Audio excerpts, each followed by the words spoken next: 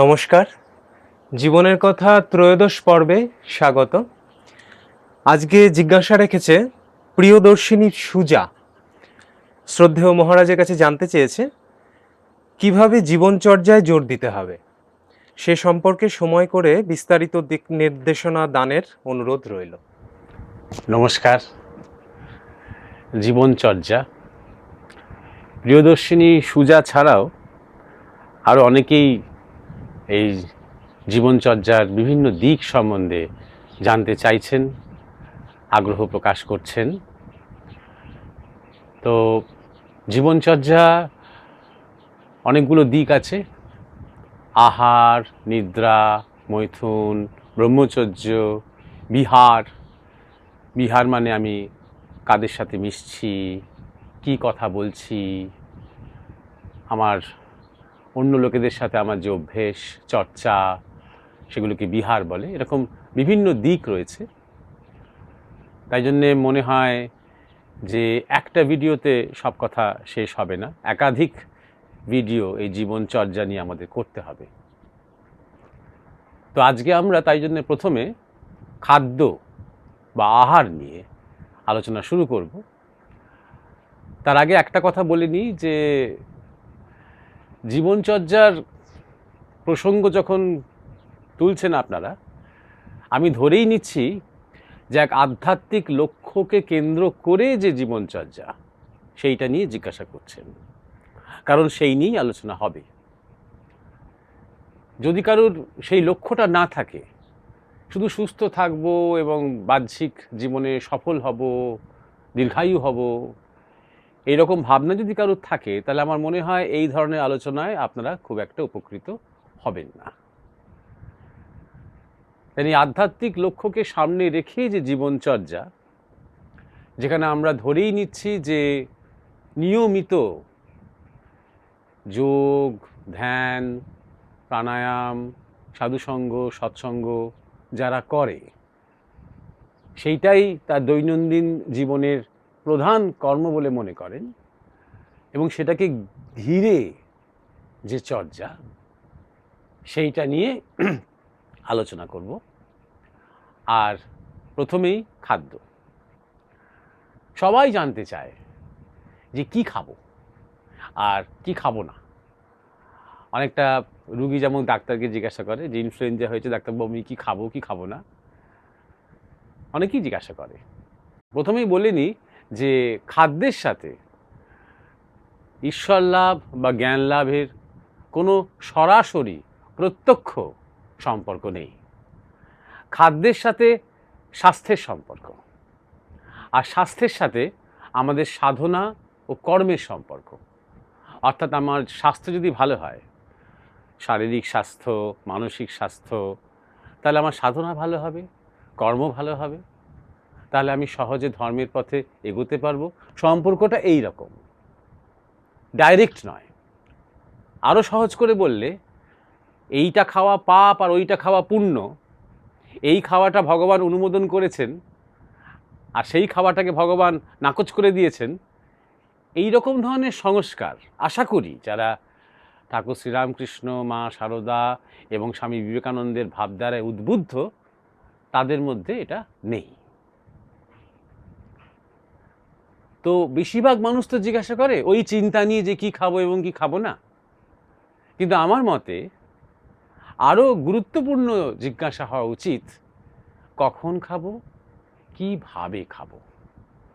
কি খাবোটাও আছে, সে প্রসঙ্গে আমরা কথা বলবো। আমরা শুরু করি কখন দিয়ে।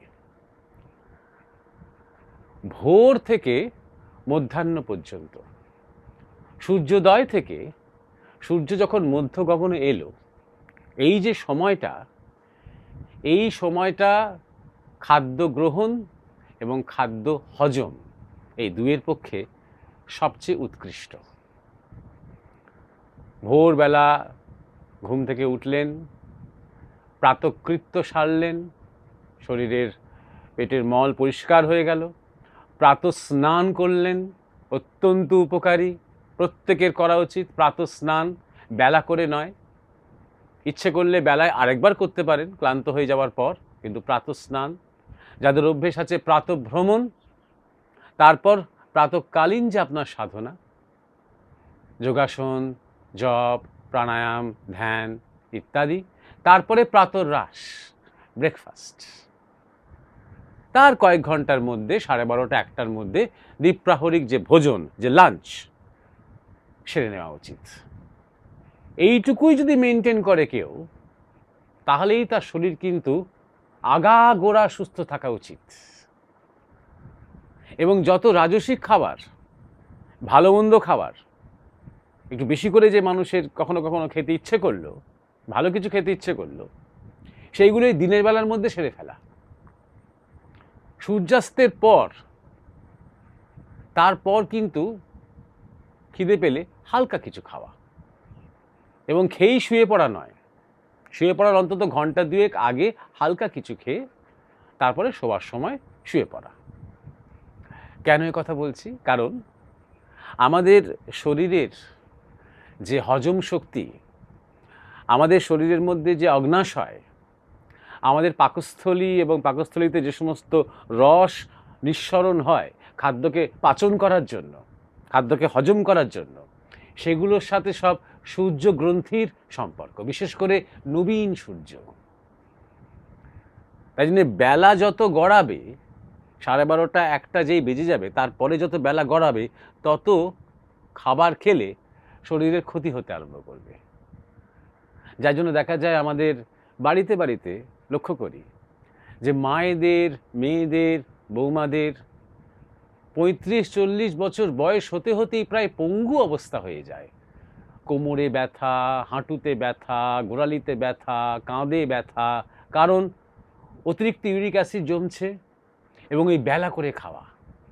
হয়তো 2:30-3টের সময় স্নান করে তারপরে খেতে বসলেন, ততক্ষণে বাড়ির অন্যদের টাটকা খাবারটা খাওয়া হয়ে গেছে, তারা তখন বাসি তরকারি নিয়ে বসলেন, চাটনি নিলেন, আচার নিলেন, করে ভাতটাকে তুললেন। এই যে খাদ্যাভ্যাস আমাদের মধ্যে এখন তৈরি হয়ে গেছে, এইটা খুবই ক্ষতি করে শরীরের। এবং রাত্রির বেলা ভুরি ভোজন করা, এটাও খুব ক্ষতি করে। কারণ একবার যখন সূর্যাস্ত হয়ে গেল, তারপর কিন্তু আর নতুন করে কোনো খাদ্য আমাদের শরীরে হজম হয় না। তাই সূর্যাস্তের পর আমরা যা খাচ্ছি, সেই খাদ্যটা হজম ক্রিয়া শুরু হয় আবার ভোরবেলা যখন সূর্য উঠতে আরম্ভ করেছে।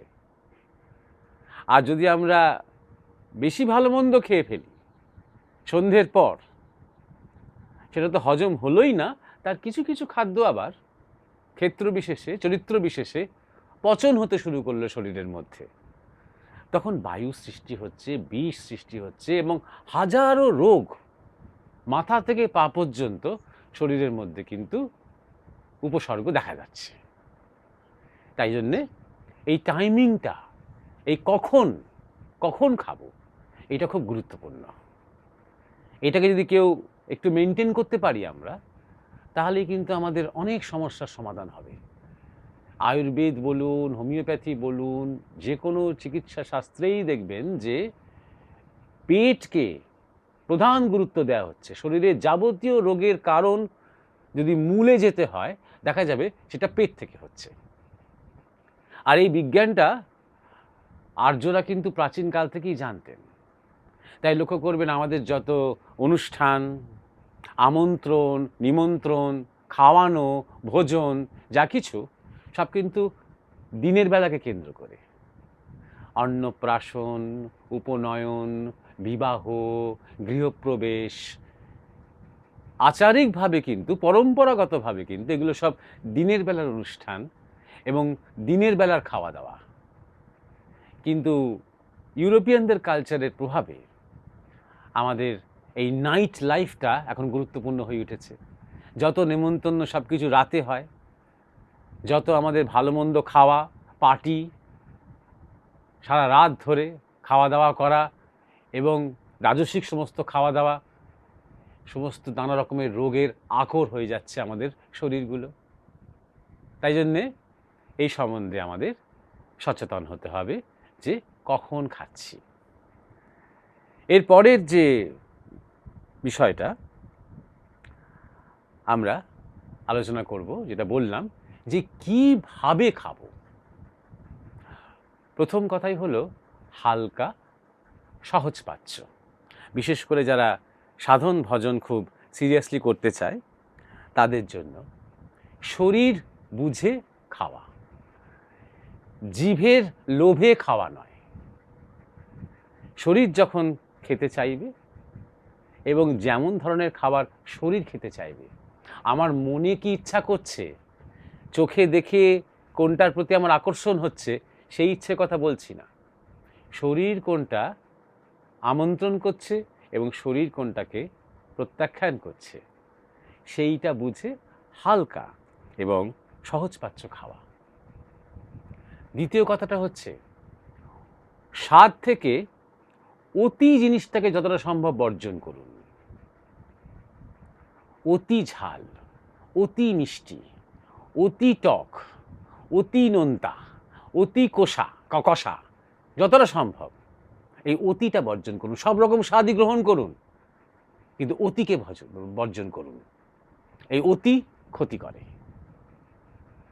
যেমন ধরুন আমার অভ্যেস প্রচণ্ড ঝাল খাওয়া।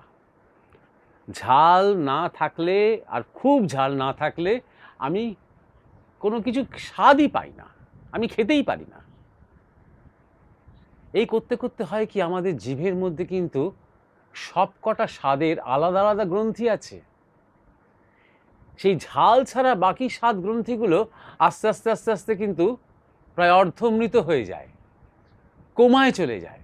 কারণ ঝালের দাপটে মিষ্টির স্বাদ, নোনতার স্বাদ, টকের স্বাদ, অন্যান্য যে স্বাদগুলো আছে সেগুলো ধীরে ধীরে ধীরে ধীরে মৃতপ্রায় হয়ে যায়। তাই জন্য হঠাৎ কেউ যদি ডাক্তারের পরামর্শে ঝাল খাওয়া একদম বন্ধ করে দেয়, যে খুব ঝাল খেত, সে কোনো স্বাদই পাবে না। 10 দিন, 12 দিন, 15 দিন, 20 দিন সে কোনো স্বাদই পাবে না। তার মনে হবে সে জলের মতন কিছু একটা খাচ্ছে যার কোনো স্বাদ নেই, কারণ তার গ্রন্থিগুলো সমস্ত ঘুমিয়ে পড়েছিল। কিন্তু ওই 2-3 সপ্তাহর পরে ধীরে ধীরে ধীরে ধীরে তার সেই স্বাদগুলো আবার জাগতে আরম্ভ করবে। তখন এতকাল ঝাল খেয়েছি বলে যে স্বাদগুলো সে পায়নি, সেগুলো যেন সে নতুন করে আবিষ্কার করতে আরম্ভ করবে। আর এই স্বাদ নেওয়াটাও কিন্তু শরীরের পক্ষে খুব ভালো। কারণ মনে রাখতে হবে যে আমাদের পাচন ক্রিয়া বা হজমের ক্রিয়া এই জিভ থেকে শুরু হয়, মুখ থেকে শুরু হয়। যখনই আমরা খাবারটা মুখের মধ্যে নিচ্ছি, চিবুতে শুরু করছি, জিভের স্পর্শ দিতে শুরু করছি, তখনই যে লালাটা নিঃসরণ হচ্ছে, সেই লালা থেকে কিন্তু ধীরে ধীরে ধীরে ধীরে খাদ্যটা হজম হতে শুরু করছে। কতটা চিবোচ্ছি, কেমনভাবে চিবোচ্ছি তার উপর নির্ভর করছে। ওই জন্যে স্বাদ থেকে অতি বাদ দিন। 2 নম্বর কথা হলো এই প্রসঙ্গে পরিমাণ। পরিমাণের ক্ষেত্রে অতি ভোজনও ভালো নয়, আবার অতি উপবাসও ভালো নয়। মডারেট, মাঝামাঝি একটা ব্যালেন্স রক্ষা করতে হয়, একটা ভারসাম্য রক্ষা করতে হয়। শাস্ত্রে বলা হয়েছে সাধকের ক্ষেত্রে যে ঠিক পেট পুরোপুরি ভর্তি হয়ে যাওয়ার আগে আহার শেষ করো। পেট একদম ভর্তি হয়ে গেল, আইঢাই করছি, হাঁসফাঁস করছি, ওই অবধি অপেক্ষা করো না। তার আগে, পেটটা পুরোপুরি ভর্তি হয়ে যাওয়ার আগে মনে হবে আরেকটু খেতে পারতাম, তখন খাওয়াটা শেষ করো। এই অতিভোজন থেকে বাঁচার চেষ্টা করো এবং খিদে না পেলে খেতে যেও না। শুধু খাওয়ার সময় হয়ে গেছে বলে চলো খাই, এটা করো না। দেখো শরীরের দিকে তাকিয়ে যে খিদে পেয়েছে কিনা, খাদ্য গ্রহণের প্রয়োজন আছে কিনা। অতিরিক্ত উপবাস করা ভালো নয়। যখন তখন কয়েক ঘন্টা করে উপবাস করছি, একবেলা করে উপবাস করছি, এটা ভালো নয়। শরীরের অনেক ক্ষতি হয়, গ্যাস্ট্রিক হয়ে যেতে পারে। উপবাস করা মাঝে মাঝে অবশ্যই ভালো। এই যে একাদশী ইত্যাদি, পূর্ণিমা, অমাবস্যা, নানা রকম বিধি বিধান আছে, এর পেছনে অনেক বিজ্ঞান আছে, আমি তার বিস্তারের মধ্যে যাচ্ছি না। কিন্তু উপবাস করা মাঝে মাঝে কেন ভালো? ধরে নেওয়া যাক আমরা সারা সপ্তাহ কাজ করছি, ব্যস্ত আছি, বাইরে যেতে হচ্ছে, অফিস কাছারি ফ্যাক্টরি চাষবাস যাই হোক কিছু একটা করছি, ব্যবসা বাণিজ্য। এবার সপ্তাহের শেষে আমি যখন ছুটি পেলাম একদিন, সাধারণত যিনি অলস নন তিনি সেদিন কি করেন, ঘর বাড়িটা একটু পরিষ্কার করেন। যে বাড়িতেই আমি থাকি, যে বাড়িতেই আমি রোজ ঘুম থেকে উঠি এবং খাই দাই এবং বেরোই আবার ফিরে আসি, সেই বাড়িটা আমি একটু পরিষ্কার করি। একটু হয়তো বাথরুমটা পরিষ্কার করলাম, ড্রেনটা পরিষ্কার করলাম, ফার্নিচারটা একটু ধুলো ঝাড়লাম, জানলা দরজাগুলো গ্রিলগুলো একটুখানি পরিষ্কার করলাম, বারান্দার টবের গাছগুলোকে একটু রক্ষণাবেক্ষণ করলাম, একটু ধুলাম মুছলাম। এইটার জন্য উপবাস করা ভালো। শরীর সেদিন নিজেকে পরিষ্কার করার, নিজেকে ক্লিন করার একটা সুযোগ পায়।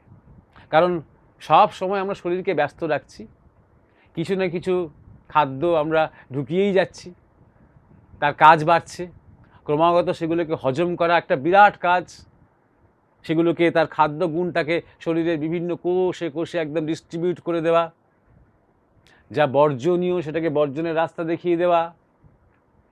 সারাদিন ধরে সে কাজটা সে শেষ করলো কি করলো না, তখনও হাঁপাচ্ছে, আবার খাদ্য ঢুকছে, এরমভাবে দিনের পর দিন কেটে যাচ্ছে। তাই হঠাৎ যখন একদিন উপবাস করছি, তখন শরীর একটু স্বস্তি পাচ্ছে যে যাক, এখন আমি একটু নিজেকে ভেতরটাকে গুছিয়ে নিই।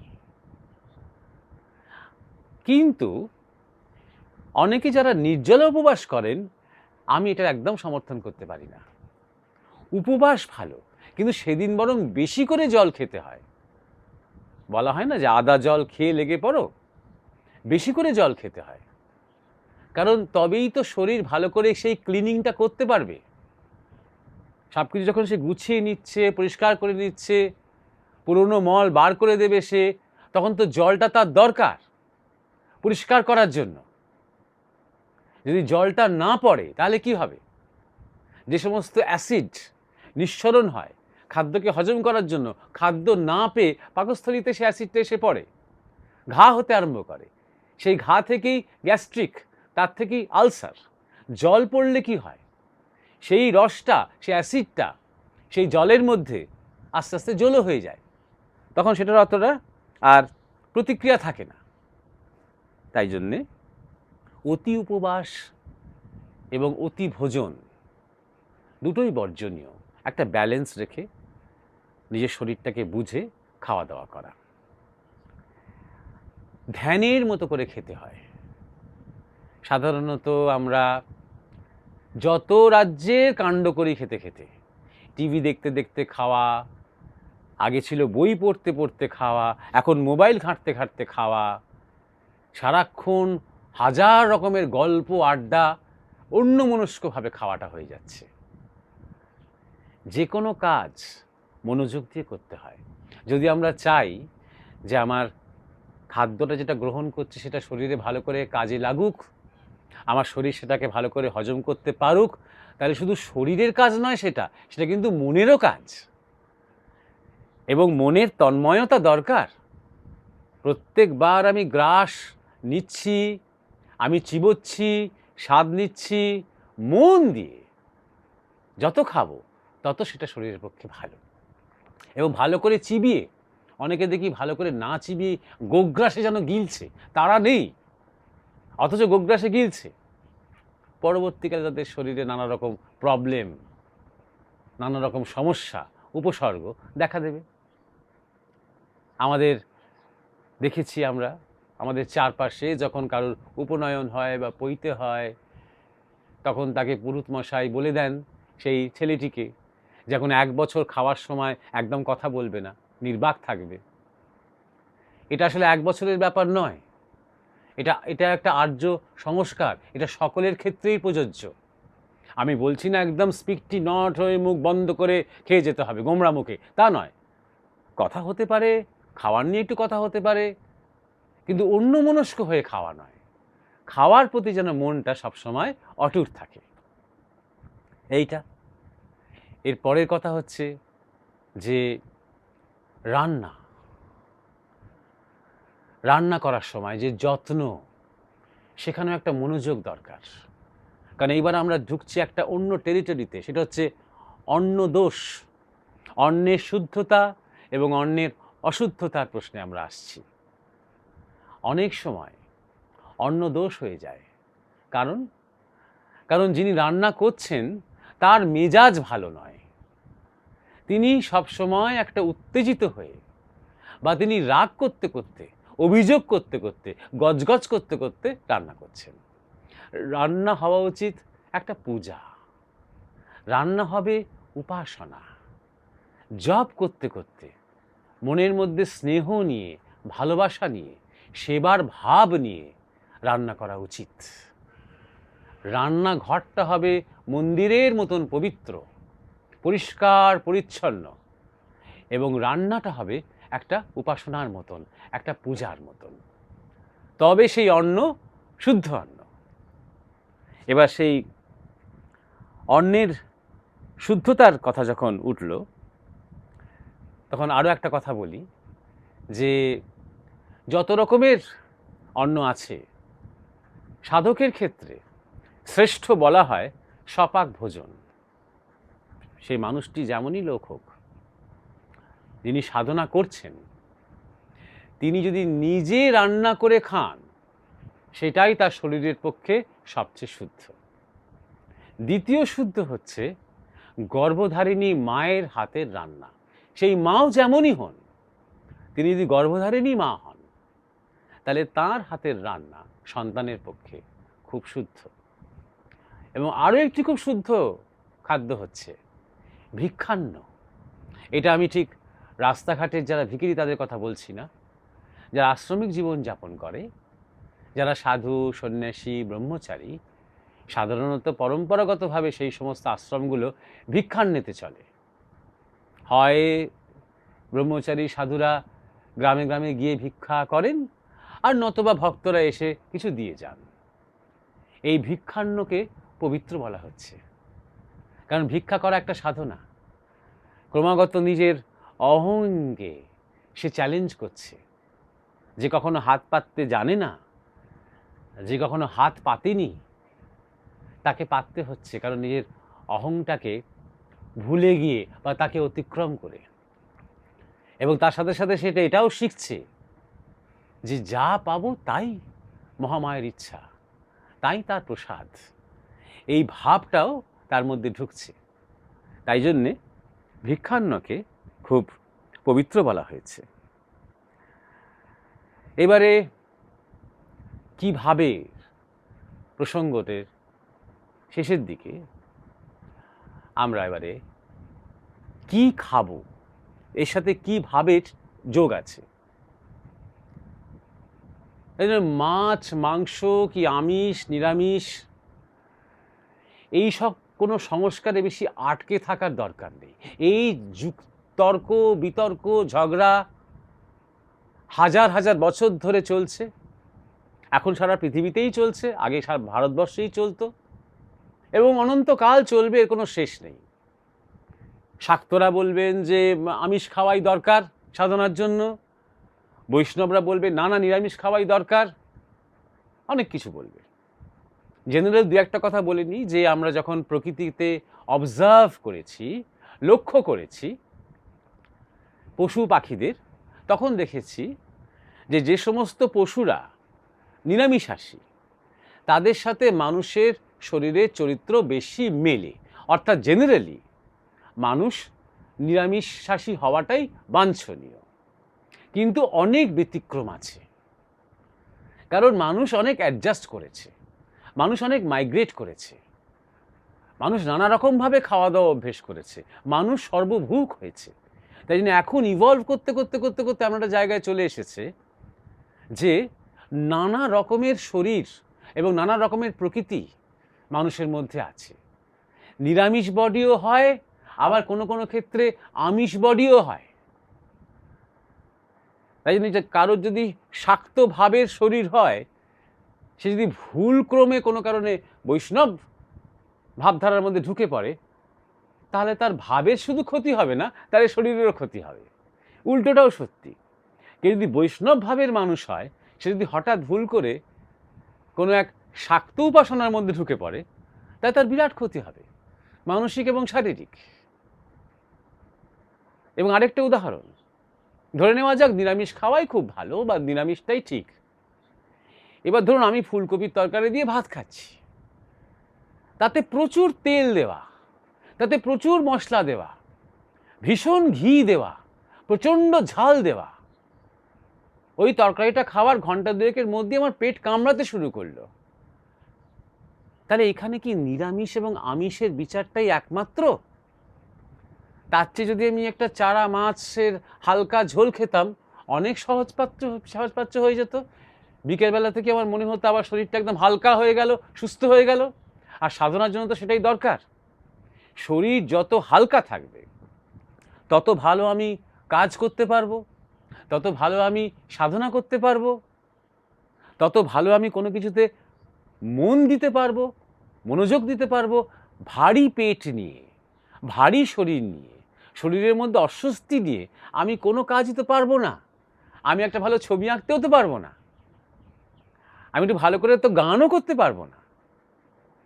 তাই জন্যে আসল জায়গাটা আমাদের দেখতে হবে যে আমিষ নিরামিষ নিয়ে অত বাছবিচার না করে কিভাবে এই খাদ্যগুলোকে তৈরি করা হচ্ছে।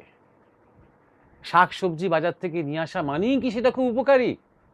যত বিষ দেওয়া হয় আজকাল শাক সবজি ফলমূলে, যত পেস্টিসাইড, যত ফার্টিলাইজার, যত রং ব্যবহার করা হয়, তাহলে প্রত্যেকটা সবজি কিভাবে ধুতে হবে, কোথায় আমাকে নুন হলুদ লাগাতে হবে, কতক্ষণ রেখে দিতে হবে, এই বিষয়গুলোকে আমাকে জানতে হবে, এই বিষয়গুলোকে আমায় ভাবতে হবে। তাই আসল বিজ্ঞানের দিকে একটুখানি আমাদের মন দিতে হবে। শুধুমাত্র ওই কি নিয়ে পড়ে থাকলে হবে না, এইটা না ওইটা, এইটা ভালো না ওইটা খারাপ, এইটা মন্দ না ওটা ঠিক, এটা নিয়ে পড়ে থাকলে হবে না। আমরা আগেও আলোচনা করেছি যে সব কিছুর মধ্যে ত্রিগুণ আছে, সত্ত্ব রজ তম আছে, খাদ্যেরও আছে। এবার তামসিক শরীরে হয়তো তমগুণী যাদের শরীর তাদের হয়তো তামসিক খাবার বেশি স্যুট করবে, আবার সাত্ত্বিক যাদের শরীর তাদের হয়তো সত্ত্বগুণী খাবার বেশি স্যুট করবে। বৃত্তির ব্যাপার আছে, আমি সারা দিন মাঠে ঘাটে চাষবাস করছি আর ঘুরে বেড়াচ্ছি মাথায় একটা গামছা বেঁধে, আমার এক ধরনের খাবার হবে, এক ধরনের অ্যামাউন্ট হবে, পরিমাণ হবে, এক ধরনের সেই খাবার চরিত্র হবে। আর আরেকজন হয়তো সারাদিন ঘরে বসে আছে, ল্যাপটপের স্ক্রিনের সামনেই তাকে হয়তো সারাক্ষণ কাজ করতে হচ্ছে, তার আরেক ধরনের খাবার হবে। তার হয়তো শারীরিক বা কায়িক শ্রম কম, তার ব্রেনের শ্রম মনের শ্রম বেশি, তার আরেক ধরনের খাবার হবে। সুতরাং এখানে কোনো হার্ড অ্যান্ড ফাস্ট নিয়ম না করে ঠাকুর রামকৃষ্ণ যেটা বলতেন, যার পেটে যা সয়, 1 নম্বর। 2 নম্বর ঠাকুরের আরেকটা কথা, যেখানে যেমন সেখানে তেমন, এইটাকে বিচার করতে হবে, এইটাকে মনে রাখতে হবে। তাই জন্য অন্নদোষের কথা যখন আসছে, যতটা সম্ভব চেষ্টা করবেন ঘরের খাবার খেতে। মাঝে মাঝে এক এক সময় আনন্দ করে সবাই মিলে হয়তো রেস্টুরেন্টে খেয়ে এলাম বা একটা হোটেলে খেয়ে এলাম, ঠিক আছে, কিন্তু রেস্টুরেন্ট লাইফ ভালো নয়। কেন ভালো নয়? যদি আমরা ধরেও নিই যে তারা টাটকা জিনিসপত্র ব্যবহার করে, তারা ভালো তেল ব্যবহার করে, কিন্তু মোটিভটা কি? সেখানে যে আপনাকে খাওয়াচ্ছে তার উদ্দেশ্যটা কি? প্রফিট, মুনাফা, লাভ। সেটা সেবা নয়, সেটা অতিথি সৎকার নয়। তাই জন্যে আসলে দিনের পর দিন খেয়ে গেলে সেই খাবারটার কিন্তু সেই চরিত্রটা, ওই সব কিছুর মধ্যে মানে প্রফিট দেখতে হবে, এই চরিত্রটা কিন্তু আপনার মধ্যেও ঢুকে যাবে, একটা সাধকের মধ্যে বেশি ঢুকে যাবে, কারণ সে সেন্সিটিভ, সাধনা করছে বলে। তাই জন্য একটুখানি ওই আমিষ নিরামিষ নিয়ে মাথা না ঘামিয়ে যা পাবেন তাই, এটাই হচ্ছে আমাদের কাছে সবচেয়ে চরম উপলব্ধির জায়গা, যে প্রসাদ জ্ঞান করে খাও। আমাদের গুরুরা, মহাপুরুষেরা, আগেকার দিনের বয়স্ক মানুষেরা এটাই শিখিয়েছেন আমাদের, যা পাবে তাই প্রসাদ জ্ঞান করে খাও। অর্থাৎ সব কিছুই ঈশ্বরের কাছ থেকে আসছে প্রসাদ, এবং সব কিছু আবার ঈশ্বরেই ফিরে যাচ্ছে প্রসাদ। খুব যদি আধুনিক বিজ্ঞানের চোখ দিয়ে দেখি তাহলে এক্স্যাক্টলি তাই। কারণ এই পঞ্চভৌতিক যে উপাদান, সেই উপাদানে সব কিছু তৈরি হচ্ছে। মাটি থেকে আসছে খাবার, মাটি থেকে তৈরি হচ্ছে, জমি থেকে তৈরি হচ্ছে। আমিষী হোক কি নিরামিষী হোক, সব এই পৃথিবীর এই পঞ্চভূতের উপাদান থেকে তৈরি হচ্ছে। সেই খাবারটা গ্রহণ করছে কে? সেই শরীরটা, সেটাও পঞ্চভৌতিক। এই শরীরটাও, সবটা ভেতরে যা কিছু আছে, অঙ্গ প্রত্যঙ্গ যা কিছু হজম করছে, তাও এই পৃথিবীর, এই বিশ্বের 5টি উপাদান থেকে তৈরি হচ্ছে। আবার কোথায় ফিরে যাবে সেই খাবারটা? শুধুমাত্র যে মলমূত্র হয়ে ফিরে যাবে মাটিতে তাই নয়। খাদ্যের একটা বড় অংশ তো শরীরটাকে পুষ্ট করলো, এই শরীরটার কি হবে? সেও একদিন আমাকে পৃথিবীতে ফেরত দিয়ে যেতে হবে। আমাকে দাহই করা হোক কি কবরই করা হোক, আবার সেই পঞ্চভূতের মধ্যে বিলীন হবে। অর্থাৎ যেখান থেকে আসছে সেখানেই ফিরে যাচ্ছে। এই জ্ঞানটাই বলা হয় প্রসাদ জ্ঞান। তাই জন্যই ঠাকুর রামকৃষ্ণ বলতেন, প্রসাদে অন্ন জ্ঞান করতে নেই। কেন সব কিছু যদি আমরা একটা উপাসনার মতন করে নিই, পূজার মতন করে নিই, খাদ্য গ্রহণটাকেও যদি আমরা একটা ধ্যানের মতন করে নিই, সমর্পণের ভাব দিয়ে নিই, সেটা যদি স্মরণে, মননে, চিন্তনে থাকে, তাহলে সেই খাদ্যটা যদি কোনো দোষ থেকে থাকে, যদি কিছু অন্য দোষ থেকে থাকে, সে অন্য দোষ কেটে যাবে, নিউট্রালাইজড হয়ে যাবে।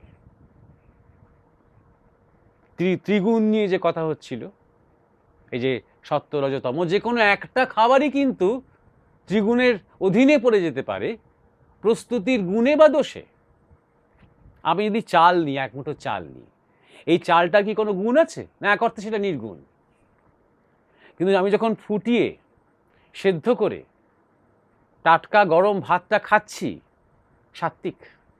সে একই ভাত যদি ফ্রাইড রাইস কিংবা পোলাও কিংবা বিরিয়ানি করে খাই, রাজসিক।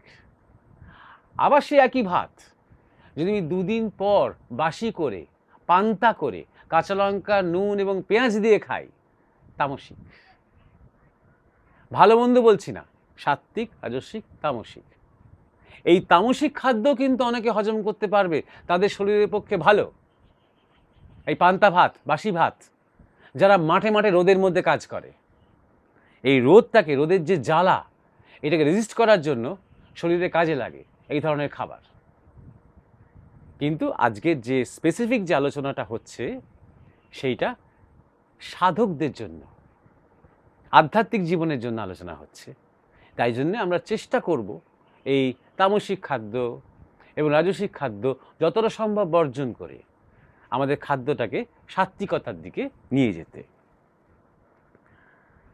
যাই হোক, মোটামুটি আমাদের আজকের কথা শেষ দিকে এসে আমাদের মায়েদের কাছে আমি একটাই অনুরোধ করব, যে ছোট ছোট বাচ্চাদের সব রকম খাওয়ানোর অভ্যেস করুন এবং অভ্যেস করান। নিজেরাও খান, বাচ্চাদেরও খাওয়ান। শাক সবজি, ফল মূল সব রকম। এই কথাটা বলবেন না, শুনে শুনে আমার ক্লান্ত হয়ে গেছি, যে আমার ছেলেটা বা আমার মেয়েটা তো ডিম ছাড়া বা চিকেন ছাড়া কিছু খেতে পারে না। এই জন্যই কথাটা বলবেন না, কারণ এটা আপনার দোষে হয়েছে। সে কিন্তু জন্মে থেকেই সে কথাটা বলতে বলতে আসেনি। সে হয়তো বায়না করছে, সে হয়তো বলছে যে আমি ওই চিকেনটা ছাড়া কিছু খাবো না। তখন তাকে বলবেন যে তাহলে খেতে হবে না, কিছু খেও না, না খেয়ে থাকো একটা বেলা। আজকে এটাই হয়েছে, আজকে এটাই ব্যবস্থা। তুমি খেতে চাইলে খাও, না হলে খেও না। একটা সময় তার খিদে পাবেই, বাধ্য হয়ে তখন তাকে খেতে হবে সেই খাবারটা। আপনি মনে মনে হয়তো ভাবছেন খুব নির্দয় হলেন তার প্রতি, কিন্তু আসলে তার মঙ্গল করছেন, আসলে তার ভালো করছেন। আপনি নিশ্চয়ই চান না যে 18-19 বছরের বয়সের মধ্যেই আপনার ছেলে বা আপনার মেয়ে কোলেস্টেরলে ভুগুক, বা ভীষণ মোটা হয়ে যাক, বা হাই ব্লাড প্রেশারে ভুগতে আরম্ভ করুক, বা হার্টের প্রবলেম এসে যাক। অনেক ছেলেমেয়েদের হচ্ছে, ছোটো ছোটো ছেলেমেয়েদের স্কুলে যায়, ক্লাস 8-9-এ পড়ে, আমি দেখছি। তাই জন্যই কথাটাগুলো বলছি, মা বাবাদের দোষে এটা হচ্ছে। সব রকম খাবে, সব রকম খাওয়া অভ্যেস করবে, এবং ভালো মন নিয়ে খাবে, স্বাদ নিয়ে খাবে, রুচি নিয়ে খাবে। ক্রমাগত আপনাকে বায়না করতে পারে যে আমাকে লেস কিনে দাও, কুরকুরে কিনে দাও, ক্যাডবেরি কিনে দাও। ৯ মাসে ৬ মাসে একদিন কিনে দিলেন, কিন্তু সবসময় বায়নাটা রক্ষা করার দরকার নেই। ঘরেই কিছু মুখরোচক জলখাবার করুন না। তার লেজ খেতে ইচ্ছে হচ্ছে, আপনি আলু ভেজে দিন না। আপনি লেজের মতন করেই চেষ্টা করুন না একটু পাতলা পাতলা করে আলু ভেজে দিতে। ঘরের খাবারটা ওকে করে দিন না। রোল খেতে ইচ্ছে করছে, ঘরে করে দিন না। যতটা সম্ভব ঘরে করার অভ্যেসটা করুন, মাঝে মাঝে তাও। তেলে ভাজা থেকে বেশি অতিরিক্ত তেলে ভাজা, এই অতির কথা হয়েছিল, অতিরিক্ত তেলে ভাজা ভালো নয় তো। তাই মাঝে মাঝে বুঝে, কখন কখন একটু ব্যতিক্রম করা যায় সেটা বুঝে। ২ নম্বর কথা হচ্ছে যে ছেলে মেয়েদের ক্ষেত্রে বা নিজেদের ক্ষেত্রেও ফাস্ট ফুড এবং জাঙ্ক ফুড এই দুটো সম্বন্ধে সচেতন হবেন। ফাস্ট ফুড মানে যেটা নিমেষে আপনার চোখের সামনে ভেজে করে দিচ্ছে, কোনো দোকান টোকানে সিঙ্গারা কি আলুর চপ কি রোল কি চাউমিন করে দিচ্ছে, এটা ক্ষতিকারক। অর্থাৎ কেমন তেল, কেমন সবজি, কেমন জিনিসপত্র আপনি জানেন না, এবং ওই যেটা বললাম প্রফিট মোটিভ কাজ করছে, সুতরাং ক্ষতিকারক। কিন্তু ভয়ঙ্কর হয়তো নয় ৯ মাসে ৬ মাসে একবার খাওয়া। কিন্তু জাঙ্ক ফুড সেটা কি? সেটা কিন্তু আপনার সামনে করে দিচ্ছে না, সেটা করা অবস্থাতেই রয়েছে, কাঁচের কেসে সাজানো, সুন্দর লাগছে দেখতে। হটডগ কি চিকেন ললিপপ কি আরও কত কিছু প্যাটিস ট্যাটিস নানা রকম, যেটা আপনি পছন্দ যখন করলেন মাইক্রোওয়েভে কয়েক সেকেন্ডের মধ্যে গনগনে গরম করে আপনাকে দিচ্ছে। শরীরের পুরো মলিকিউলার স্ট্রাকচারটাকে ভেঙে দেবে, শরীরের মধ্যে ভেতরে ভেতরে ভেতরে ভেতরে ধ্বংস করে দেবে শরীরটাকে। একদম হাইব্রিড এক জেনারেশন তৈরি হবে, হচ্ছেও। বিভিন্ন অ্যাডভান্সড দেশগুলোতে, যেগুলো খুব উন্নত দেশ, আমেরিকা বা ইউরোপের দেশগুলোতে দেখাও যাচ্ছে তাই। সুতরাং এগুলো নিজেও বুঝুন, এবং ছেলেমেয়েরা যখন বায়না করবে তাদেরকেও বোঝানোর মতন অস্ত্রটা হাতে রাখুন। আর চেষ্টা করুন যে স্বাস্থ্যকর খাদ্য, যে খাদ্য একদিন তাকে এগিয়ে নিয়ে যাবে জীবনে, স্বভাবের যে উত্তরণ, সাধনার যে উত্তরণ, জীবনের যে পূর্ণতা তাকে সাহায্য করবে, যে খাদ্য, সেইটা পরিবেশটা তার জন্য সবসময় তৈরি রাখুন। তাহলে আমরা একটা আইডিয়া পাবো যে কেমন ধরনের খাদ্য। এবং সবচেয়ে বড় কথা, আমি আবার বলছি, প্রত্যেক সাধকের ক্ষেত্রে বলছি, যে কোনো নিয়ম কানুন বিধি নিষেধ শাস্ত্র থেকে বড় কথা হচ্ছে আমার শরীরের বিজ্ঞান। নিজের শরীরের দিকে কান পাততে হবে, এটা সাধনার একটা অঙ্গ। আমি যত নিজেকে জানার পথে এগোবো তার প্রথম স্টেপ হচ্ছে শরীরকে জানবো, এবং শরীর আমার থেকে অনেক বেশি বুদ্ধিমান। অর্থাৎ আমার যে মন, সেই মনের থেকে শরীর অনেক বেশি বুদ্ধিমান, কারণ শরীর লক্ষ লক্ষ বছর ধরে ইভলভ করেছে। সে খুব ভালো করে জানে কোনটা কিভাবে গ্রহণীয় এবং কোনটা কেন বর্জনীয়। যত শরীরে কান পাতবে তত দেখবেন যে ধীরে ধীরে ধীরে ধীরে একটা খাদ্য সম্বন্ধে এবং জীবনচর্যা সম্বন্ধে একটা ধারণা আস্তে আস্তে স্পষ্ট হয়ে উঠছে। এটাও লক্ষ্য করবেন যে আজকে হয়তো আমার শরীর বুঝে আমি একরকম খাওয়া দাওয়া নির্ধারণ করলাম, যত এগোচ্ছি, যত গভীরে যাচ্ছি, যত আমার অভিজ্ঞতা হচ্ছে, তত ধীরে ধীরে ধীরে আমার খাদ্য অভ্যেসটাও পাল্টাচ্ছে, কারণ শরীর তাই বলছে যে এবার এইটা পাল্টাতে হবে, এবার আরেকটু উপবাসটাকে বাড়াতে হবে, আরেকটু কম খেতে হবে, এটা শরীরই বলে দিচ্ছে। তাই জন্য কোনো ফিক্সড নিয়মের মধ্যে আটকে থাকবেন না, সেখান থেকেই সংস্কার তৈরি হয়, আর এই সংস্কার থেকেই কুসংস্কার আসে। আজকের মতন আমরা এখানেই বিরতি নিচ্ছি। আজকে নমস্কার জানাই, এবং এই জীবনচর্যা নিয়ে আমরা আগামীতে আরও অনেক ভিডিও করব। ধন্যবাদ।